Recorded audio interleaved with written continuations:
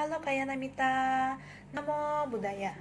Pernah gak sih merasa pikiran kita sering kemana-mana dan sulit dikendalikan? Misalnya saat kita ingin fokus belajar atau bekerja, malah kepikiran masalah percintaan, konflik keluarga, atau bahkan hal kecil seperti pandangan orang lain. Padahal, jika bisa menguasainya, pikiran adalah kunci terbaik untuk hidup lebih damai dan bahagia loh. Yuk kita bahas cara sederhana mengendalikan pikiran. Yang pertama, apa pikirannya menjauhkan saya dari kedamaian? Kenali apa yang mencuri kedamaianmu. Contohnya, pernah merasa cemburu saat pasanganmu dekat dengan orang lain? Atau merasa marah karena ucapan kasar anggota keluarga?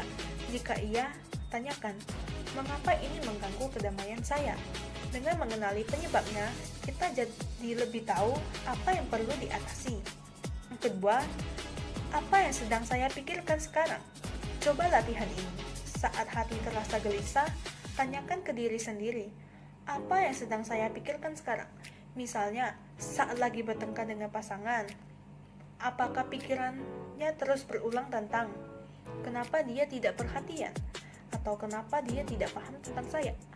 Dengan menyadari pikiran ini, kita bisa memutuskan siklus negatifnya. Yang ketiga, apakah pola pikir ini membantu? Misalnya, saat keluarga tidak setuju dengan pilihan hidupmu, kamu merasa kecewa dan terus menyalahkan mereka. Nah, di sini tanyakan, apakah terus menyalahkan mereka membantu saya menjadi lebih bahagia? Jawabannya pasti tidak. Menyadari bahwa pola pikir ini tidak membantu, kita bisa mulai mencari solusi seperti berdiskusi atau mencari pemahaman bersama. Yang keempat, apa yang lebih baik saya lakukan sekarang? Contohnya, daripada terus marah pada pasangan karena dia terlambat menjemput, coba pikirkan, apakah lebih baik saya telepon dia untuk tahu alasannya? Mungkin dia terlambat karena macet, bukan karena tidak peduli. Dengan mengambil tindakan yang lebih positif, kita bisa menghindari konflik dan menjaga hubungan tetap harmonis. Yang kelima, apa manfaat dari pikiran positif ini? Bayangkan manfaat dari berpikir positif. Misalnya, saat kita memilih memaafkan pasangan yang keliru, atau memahami kesalahan anak yang sedang belajar.